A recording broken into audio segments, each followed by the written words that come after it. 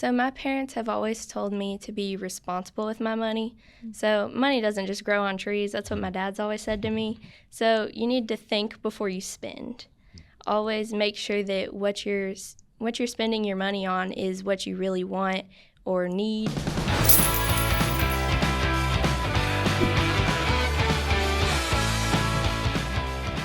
Hey, this is Shay. And this is Maddie, Welcome to the Pocket Change Podcast. where you'll learn better ways to spend, save, and invest and take control of your financial journey. So, Maddie, we started the podcast to talk about ways that people can learn more about finances and take control of their financial journey, like you said, and it's never too early to start. Yeah, and it's not just for adults. You know, our podcast is really for all ages, and it's never too early to start learning about your finances. Yeah, that's right. And so not only do we discuss financial literacy on our podcast, on our website, we've got a blog and articles and different resources, but like our community engagement team, for instance, we go out in the community and share financial literacy with students, with adults, anyone who will listen, really.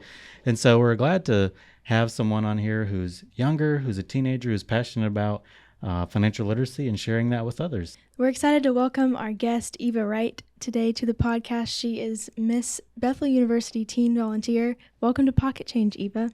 Hi, thank you for having me. We're super excited to have you here. So first off, just tell us a little bit about yourself and how you got involved in pageants. Yeah, so my name's Eva Wright, and my title is Miss Bethel University Teen Volunteer, and I'm a sophomore at Milan High School. So I got involved in pageants whenever I was about 5. Wow. I did my so first early. pre-K school pageant, and I really liked it. So I started doing them more and more, and then they got more serious, and now I compete in state and international pageants. Each pageant participant has a platform, right? Yes. And so tell us a little bit about your platform and why you chose financial literacy as your platform. Yeah, so my platform is Common Sense Financial Literacy for the Youth. And that's common sense, like CENTS, Yeah, like, yeah. money related, right? Yes. Well, the S is a dollar sign. Dollar dollar sign. There you go. That's smart. Clever. That's clever. But so when my brother was graduating high school, he was getting ready and preparing for college, and I kind of got a sneak peek at how much the real world costs. Mm-hmm. So that was an eye-opener, and I think that it is very important that everyone sees that before it's their time to go off to college. So I got to see all the prices for living expenses and education and groceries. Like, it's insane. It's a lot more than you would think. Yeah. Yeah. We're all having to learn how to adult every day. So learning it earlier and being exposed to it early is so important, and it helps everyone just have more knowledge about money management and saving and budgeting and what all it really takes to live life every day. So it's so important. So what are some strategies that you use to help kids learn about money? So I've created a club called Girls Just Want to Have Funds. So I have money jars right here. We've got them if you're watching on YouTube. She's Yeah. brought her money jars with her. So you can organize your money and decorate them however you like. And so I have labeled mine invest, give, spend, and save. So it's easy to manage your money and stay organized.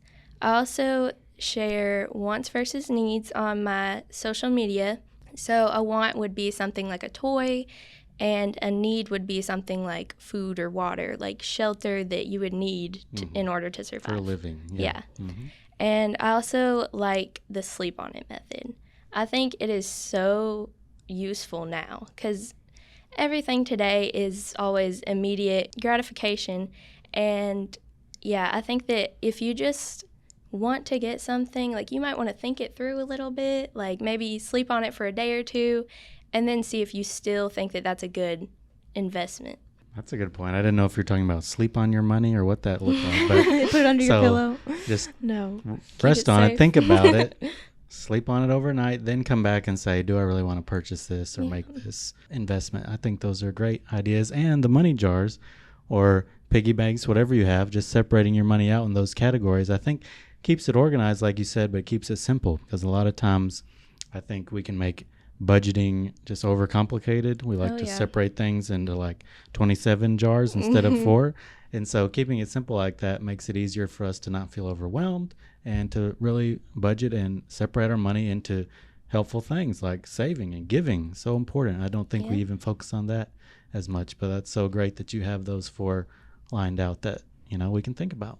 And you can see them, in front of you, and you can watch them fill up because they're clear jars. That's one of my favorite things about it is that you can actually see how much money you're saving instead of just seeing a number. So those are great tips that you've already shared, but what other ways can you think to encourage kids to save? Here in Jackson, I went and found a financial hack online. So we went around Jackson on my birthday, and we found there's birthday freebies that stores around here will give out. So you could go to Red Robin, get a free burger, or Starbucks and get a free drink for your birthday. Crumble Cookie has a cookie for your birthday. And there's a lot of other stuff that you can get, and I think that that's just like one of the best things. So You can get like a I whole love meal. birthdays. Yeah. Like your whole meal for the whole day. Breakfast, lunch, and dinner, and dessert on your birthday. And your coffee. Yeah. Get that big Starbucks drink. Yeah. And I also love this financial hack.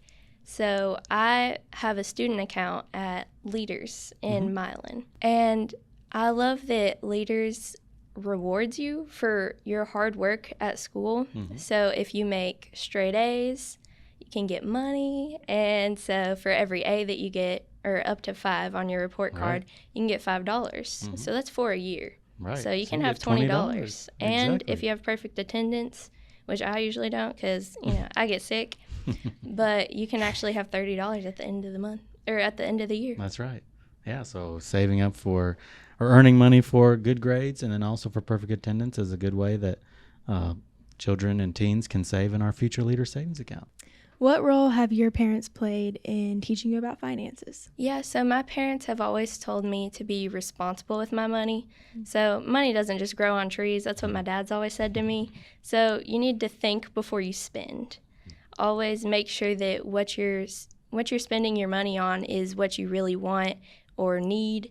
Be responsible and don't just get money and then just like blow it all off like right the second that you get it, because that's not being very like smart. Don't let it burn a hole in your pocket. So do you think our schools do a good job of teaching financial literacy in our communities? Right now I think so, but the thing is only 15 states require a financial literacy course in order to graduate high school. I think that we should talk to our representatives. Thankfully, Tennessee is one of them, but I think that we could get every state to require a financial literacy course and just prepare everyone. Not learning a lot of that in school, coming to work at a financial institution, I didn't know even a lot of the things that I've learned now by working at one. So it's definitely so important to teach it in schools. And even in Tennessee, it is required, but it could probably have a higher requirement, or maybe a stricter requirement of maybe a whole semester. I think it might be half a semester, but definitely trying to get it's great to contact our representatives and show them, especially at such a young age, how invested you are in this platform and share, your knowledge and your reasons why that's so important. So we know you're involved in pageants, and as a part of those pageants, there are some scholarship opportunities for students. So tell us a little bit about that. The age group that I just competed in for state in July was the teen volunteer category. So we have 2 teens in the pageant, and there's Iris and volunteer teen. So each of them get $2,000 if they win queen. Wow. In scholarships. For the Miss age group, which is the age group above me, the winner gets $11,000. And in total, this year, the Miss Tennessee Volunteer Organization has handed out $85,000 in scholarships. That's huge. That's amazing. Yeah. And really helpful for the pageant winners and the pageant participants who are going to apply that to their school in the future. I mean, that's great. Yeah, and for you, you're not just, raising awareness for financial education and teaching kids, but you're also able to earn this money for yourself and for your education in the future. So I think that's really awesome. So our last question today, if you found some extra change in your pocket, what would you do with it? I don't know if this would be enough, because what I like to spend my money on would be art supplies. I love sketching and drawing and painting. That's something that really like soothes me. Mm-hmm. So I've actually drawn or sketched out some of my outfits for pageants. Wow. I've made an interview jumpsuit, not this one, but I've made one or I sketched one out, and I created my talent costume.